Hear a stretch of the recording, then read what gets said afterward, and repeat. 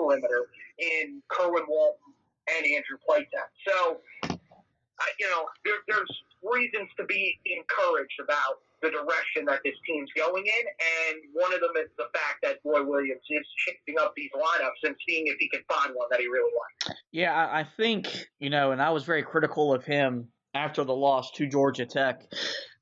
I think that was a sign for him that he realizes he's got to do more. He'll tell you he's a very hands-off coach where like he wants his teams to be able to do stuff on their own and figure stuff out on their own. And when they're usually a more veteran team, you can coach that kind of way. It's more of an NBA style of coaching where you allow your team to figure it out. But I think that loss really showed him like, look, I can't be like that with this group. He called 2 timeouts in the final minute or so that really set up the way the game finished up. And he's making more, adjustments. He's changing the lineup. He's trying to find things that are working as opposed to just letting them figure it out on their own. I do think one thing he's got to consider moving forward, not just this year, but really his whole defensive philosophy, is that you can't continue to just double team the basketball and leave wide open shooters behind the 3-point line. The game has changed. It's a different game. Those aren't bad shots. 10 years ago, that was a bad shot. Maybe 5 years ago, that was a bad shot. In 2021, that's a high percentage shot that you're giving kids that are trained to shoot those shots in their backyard. That's what they do all day, and they're just in the gym. That's why Liszewski was 9 of 14 from the field, 7-11 from three-point land, and made it look effortlessly. I mean, so and maybe that's something that he'll just stay stubborn and never change. But I do think that's something that he's, as he's continuing to tinker with this team, thinking of the way he's doing things, that's the next step for what he wants to do. As for Leaky Black, who knows what that shot does for his confidence? Jawad Williams put this out in the loss to Georgia Tech. He put it on his Twitter page. Leaky Black doesn't know how good he can be. So, there are people that aren't even really involved with the program on a day-to-day basis that can see the skill set, see the potential for the young man. And I've been saying it for 3 years, and if he put it all together, Carolina's going to be a really, really good basketball team because he can be a really, really high-level basketball player. And he had a good game against Georgia Tech, had a good, a very, as you mentioned, hit the biggest shot to beat Notre Dame, 8 points, 3 of 7 from the field. He hit a three-pointer, grabbed 4 rebounds, handed out 3 assists, did the little things that you want him to do to help your team win, and that's what he did. So, look, I know I came on here after the Georgia Tech loss, and I sound defeated. I sound depressed. I don't want to make the notion that I think Carolina has completely turned the corner, that they're going to reel off a lot of wins and go on to win the ACC or be a high-level basketball team. I'm not saying that. But a lot like with the win over Kentucky, if this thing does get going in the right direction, we'll look back at this win as a reason why. So any final before we finish up, let's move to Roy Williams' postgame. And the main thing that you're going to take out of what he said in the postgame is he dropped the F-bomb. And which is hilarious. It's now back-to-back post-Notre Dame games that he has used the F-bomb in his post-game press conference. Last year it was after we lost on a Liszewski three-pointer to lose the game, and this time it was because, a reporter asked a dumb question 3 straight times because he couldn't figure out how to ask the question right. But I think something that I really took out of his press conference was about Leaky Black, and it shows you this is what the coaching is, that they made a bad play when they gave up the lay-in to give Notre Dame a 65-64 lead. We call a timeout. And he tells them, you made a dumb play, now go make a great one. And he goes and makes the shot. And he talked about, why R.J. Davis was benched, and he used referencing that Michael Jordan was late, which he lied to him about. He said, I was just lying, I was trying to get my point across. And I think that's the thing, is that he's still doing those things that in 2 to 3 years are going to pay off. These coaching, these little things he says, his little quirks and gimmicks, these are things that when R.J. Davis is a junior or Leaky Black's a senior next year and they're making big-time plays, you can reference these kind of moments and realize why they became the players that they were. But the F-bomb, man, that was great. That was probably as funny an F-bomb we've heard from Roy Williams since we got involved with Carolina basketball. I mean, he's just gold in press conferences. I mean, the stuff that he comes up with is just fantastic. I mean, when with the frankly, my dear, I don't give a damn. need to get your daggum notes right. I mean, it's just he's a treasure, man. In post game press conferences. And look, I don't remember who asked that question. Let's not butcher him too much because you're talking to Roy Williams. This is a guy that is a revered member of college basketball. Maybe there were a little bit of nerves out there. Maybe he just misspoke. It happens. It is what it is. He just phrased the question that he was that he was asking a little bit wrong. And Roy didn't like the fact that he was saying stuff that just wasn't that he knew wasn't right that these guys. But it was just a misunderstanding. It got cleaned up. But yeah, no, it was hilarious. But yeah, no, this is the first time really this season where you listen to a press conference from Roy and you could tell that there were signs of real optimism. I mean, I guess I didn't really listen as intently to the post game from the game against Kentucky because he didn't drop an F-bomb. Drop an F-bomb in each press conference, I'll listen to him. But I mean, look, it's good to see that there's some energy here. It's good to see that, there are some guys that Roy really does trust and really thinks can make a big impact on this team and can help turn this thing around. And yeah, I mean, I think that, he continues to talk highly about Kerwin Walton, but, he gave us the explanation as to why we haven't seen more of Kerwin Walton. And it's something that, I think that maybe some of us knew, but not everyone knew, that Kerwin, he's still developing as a defender. There are still some things that he's got to learn, and that's expected. The story of Kerwin Walton is fantastic. This is a guy that was ranked, on a couple of recruiting sites outside of the top 100 players in this past recruiting class. This was supposed to be the guy that was coming in and was going to sit on the bench for a while and have to learn the system, have to develop as a player, and that just hasn't happened. He's been the guy that's come in and had the biggest impact maybe outside of Dick Von Sharp.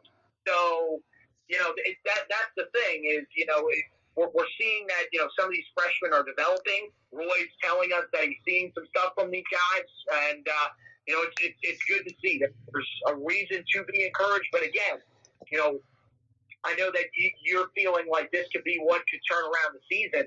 The only reason that I'm just still a little concerned is I don't think that Carolina played a great game by any stretch of the imagination against the Notre Dame team that is one of the worst that they will face this season. I think Notre Dame is probably a step ahead of Boston College. They probably are more in that same range of the Miami team that we're going to see on Tuesday. I would say maybe Georgia Tech's in there. They might be a little bit ahead of that, but I would still probably put Georgia Tech in there. A team that Carolina lost to. So it's a good win. It gets a little bit of momentum going for you. It gives you a little bit of confidence. But at the same time, there's still a lot of improvement that Carolina needs to see. And as you talked about, it really starts on the defensive end. How can they sort of correct what's been going wrong there, leaving guys wide open, letting guys drive the lane extremely easily?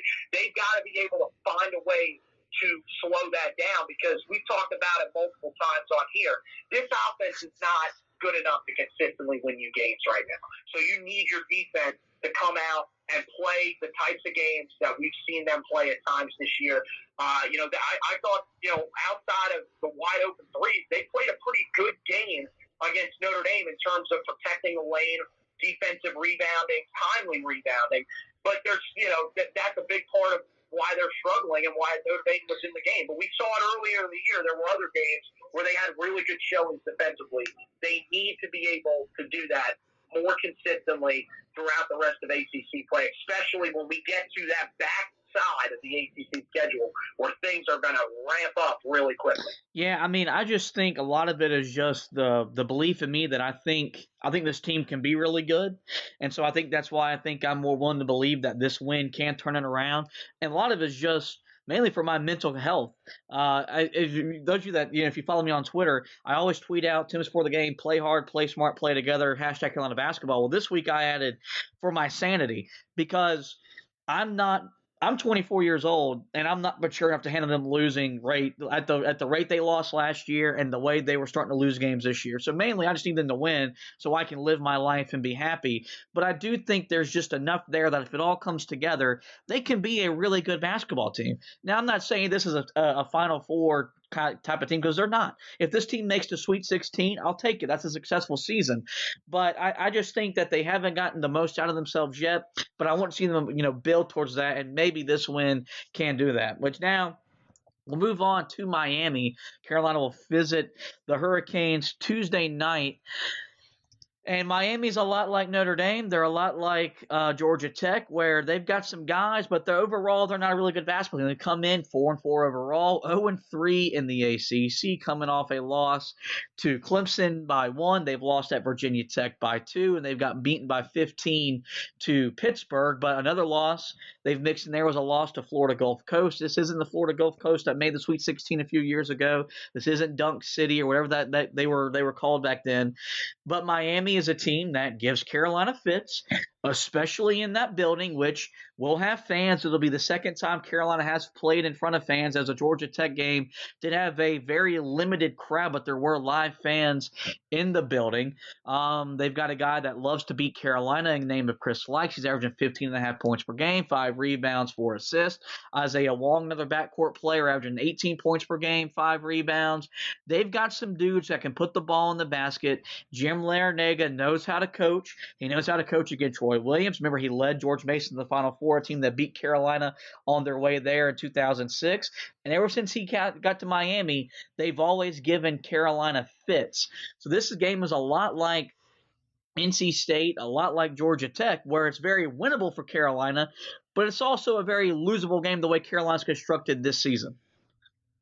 Yeah, I mean, I think that the best comparison for this team is probably Notre Dame. This feels like a team where there were really, really good or really, really high expectations for them. I remember we were talking in the preseason, and this was one of the teams that you thought was probably going to take a step forward this year because they were bringing veteran guys. They had some more talent coming in, but unfortunately, that for them, that just hasn't necessarily been the case.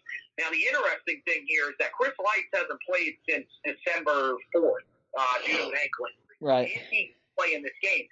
If not, that's a huge difference for Carolina because that is easily their best player. I mean, Isaiah Wong's had a really good season, but Chris Lykes is a guy that has been there, done that in the ACC. He's done it against Carolina, and he's a guy that what does he do best when he's on the floor at full strength? He drives the basket really, really well, and that's been a problem for Carolina containing the dribble so far in ACC play. The good news is that you don't know if you're going to have to deal with that, but there's still some other guys on this team. This is still a pretty senior-laden group. They have a lot of veteran guys, which they combine with some really good young talent. So we'll have to see, is Carolina able to sort of string some stuff together? I think there's definitely a possibility that Carolina is able to do that. But again, this is another game where you're going to have to put the ball inside, let Day'Ron Sharpe, let Armando Bacot do what they do best and take over this basketball game on the offensive end. And on the defensive end, this isn't quite the test that Notre Dame gave you. This is a team that comes in shooting just 28% from three, which is 313 in the country. So it's a completely different, mindset offensively for them. They're going to more than likely try to challenge you inside, which will probably work to Carolina's favor. But you still have to be able to prevent anything from happening from three in terms of guys just standing wide open. That's happened way too often early in the season. And look, it doesn't matter how bad of a shooting team you are. You get that many open looks, the amount that Carolina has been giving up this season, they are going to eventually start knocking some of these down. So Carolina's got to do a better job of, avoiding, some of those situations. Look, we know that doubling, hedging is a part of Roy Williams' defenses. But these guys have to learn how to play it right. I know that people have said this has always been a problem for Roy Williams' defenses, and to a certain extent, they're right. But it's never been to the level that it has been these last two seasons. Guys never used to give up this many consecutive wide open looks. You've just got to be smarter about how long you're willing to stay there to try to hedge. Once you feel like that guy is away from you enough, you've got to be able to close that gap quickly and close out on three-point shooters. We saw it a little bit early in the game against